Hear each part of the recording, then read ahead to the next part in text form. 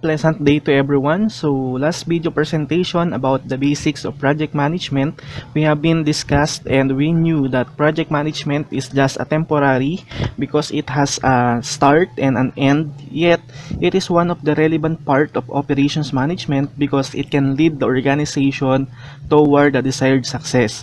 We also discussed the different process so we can deliver the project successfully. However, we are aware that changes are constant and uncertainties might hinder the organization for the smooth implementation of the project. So there is really a probability that we may experience failure. So alamin naman natin ano nga ba ang mga reasons at ano ang mga dapat nating gawin para hindi mag-fail ang isang project.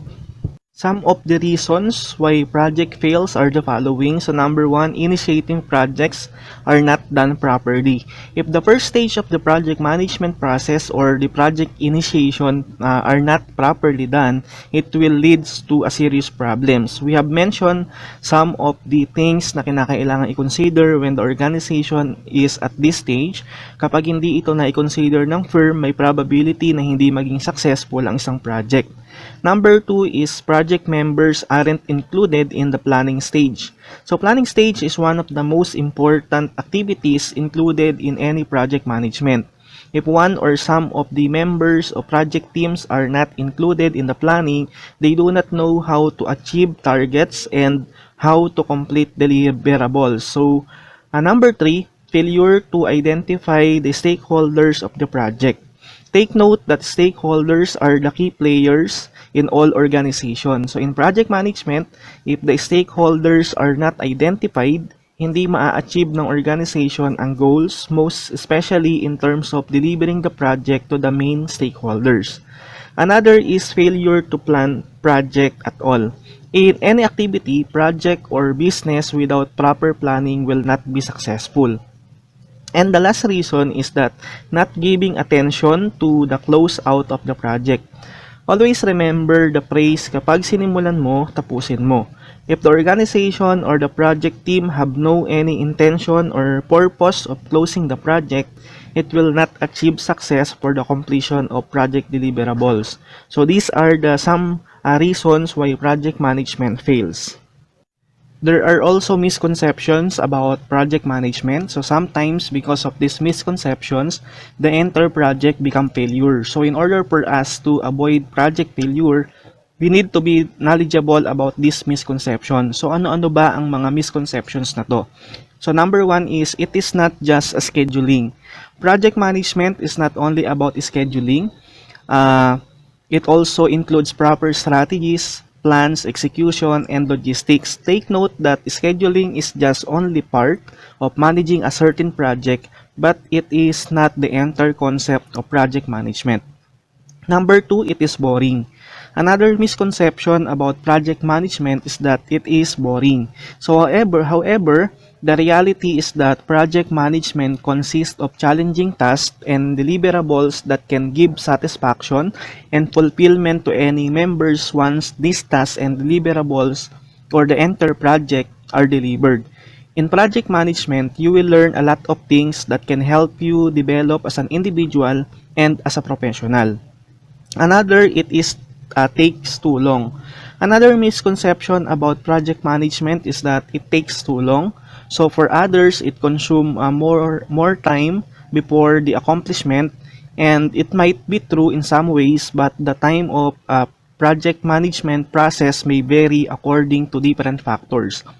Planning and commitment of all project members are some of the factors that may cause delay, and time really matters for project management. But always remember that the smooth execution of a project depends on the ability of the project team to plan and execute it effectively.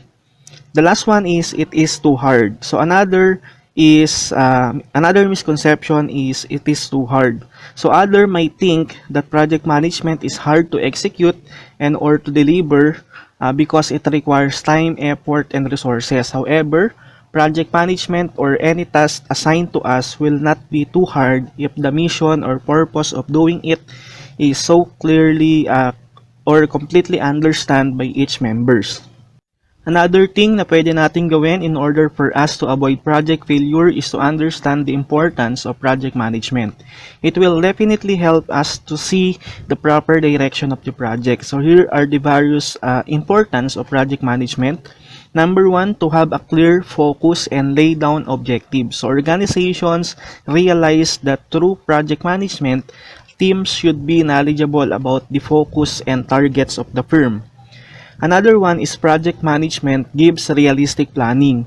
Others are also misinterpreted the real score of planning. But project management can gives you an opportunity to experience it. The realistic planning is very important in project management. That's why any member of the project team will be knowledgeable in terms of proper planning. Next one is project management gives the organization maximum resources utilization. So in any task, the efficient utilization of resources is very relevant. So with the use of project management, the organization can able to realize the proper or efficient utilization of the resources. Next is project management can minimize or mitigate risk. So one of the things that organizations need to consider when implementing project management is the management of the associated risk. With that, through the help of project management, the minimization of risk is possible. The last importance of project management is that it can ensure quality control. Like what we said previously in our video presentation, quality is important in project management because if the organization did not meet quality standard, it will affect the reputation of the organization or might lead to termination of the certain project. So one of the importance of project management to organization is that it can give assurance that the output is aligned with the quality standard. Moving forward, let us discuss the different knowledge areas of project management.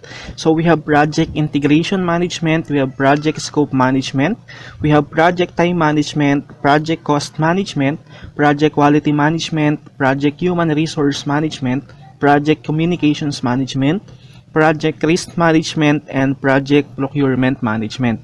So let's simply identify its knowledge area kasi ito yung mga areas na kinakailangang i-possess ng isang project manager para sa isang effective na execution ng project management.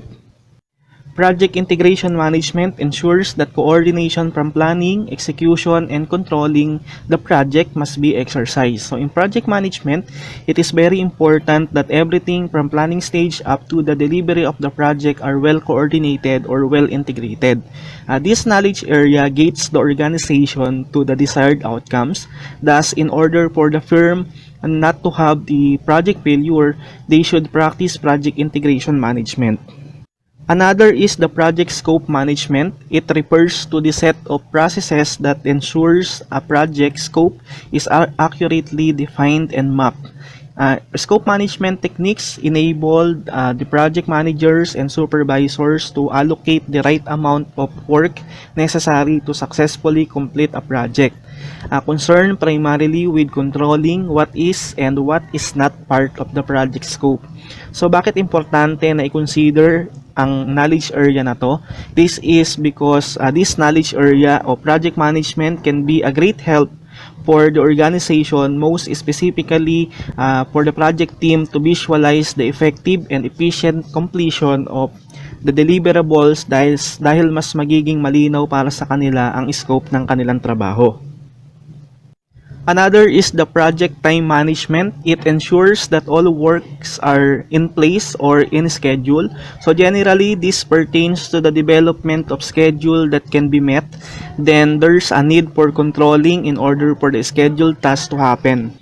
It refers to a component of overall project management in which a timeline is analyzed and developed for the completion of the project or deliverable. So this knowledge area is very important to project management because if the project team do not have a proper schedule or timetable of the specific task and deliverables, it will be hard for them to prioritize the important things that need to be delivered first. Another is the project cost management. It is the process of estimating, budgeting, and controlling costs throughout the project lifecycle with the objective of keeping expenditures within the approved budget. So for a project to be called successful, it is necessary that it delivers on the requirements and scope, its execution quality is of high standard, it's completed within the schedule, and of course, it's completed within the budget. Project quality management is another knowledge area to consider. So it is the process through which quality is managed and maintained throughout a project. Again, it is important that quality of the project must be taken into consideration, and take note na ang isang project ay nawawalan ng value kung nagsasuffer ang quality nito. Thus, project manager should also consider this knowledge area for the effective and quality management of the project. Another knowledge area is the project HR management. So typically, it refers to the process of organizing and managing a project team. And when we say management of the project team, the identification of what the needs of people in the project should be considered. So why it is important part of project management? It is because human resource management in the project plays key roles. Yung mga taong kasama sa project team ang mga mag-execute ng project. So it is very relevant for the project manager to manage and organize the team very well. Another important knowledge area of project management is the project communications management. It includes the process that are required to ensure timely and appropriate planning, collection, creation, distribution, storage, retrieval, management, control, monitoring, and the ultimate disposition of project information. So malaking bagay sa success ng isang project ang updated information na natatanggap ng mga tao from the project leaders or managers. So if you could imagine, when the people receive misleading information, then the execution of the project will be affected by that. That's why it is very important that the project manager should consider this knowledge area. Another is the project risk management. It is a systematic way of identifying, calculating, analyzing, and responding to any risks that one may encounter in a particular project. So take note that this is the way of minimizing the uncertainties and maximizing the positive events to the project objectives. The last knowledge area is the project procurement management. It is the process of procuring the necessary goods, services, and materials that are needed in a particular project. It involves the decision of what must be produced or procured. And alam naman natin that in managing the project, maraming mga materials ang kinakailangang i-procure. So bakit importanteng kasama ang area na to sa dapat na i-consider ng project manager? This is because when project team fail to manage the procurement, it will affect the costing and the quality of the project. And with that, it is one of the crucial part of decision-making role ng mga project team and also the project manager. Now, let us see the different important roles ng isang project manager. It is just an additional information to the one I posted on our social learning unit. So we have ensured that all works for the project will be executed according to plan, budget, and scope as well. So kinakailangan na ma-consider ng project manager na ang project na kinakailangan i-execute should be in accordance to budget, to its scope, and most importantly, dapat mas ensure ng manager na ang execution ay palaging nakabase sa kung ano ang nasa plano. He must ensure that works will be finished on time within the agreed quality and level of performance. So isa sa mga sinabi nating definition ng project management ay ang starting and end period. So one of the most critical role ng isang manager ay masigurado na ang ginagawang project ay hindi magkaroon ng delay. So time management is very important in this case. And the primary responsibility of the project manager is to manage the whole project. And basically, project managers should manage the whole project.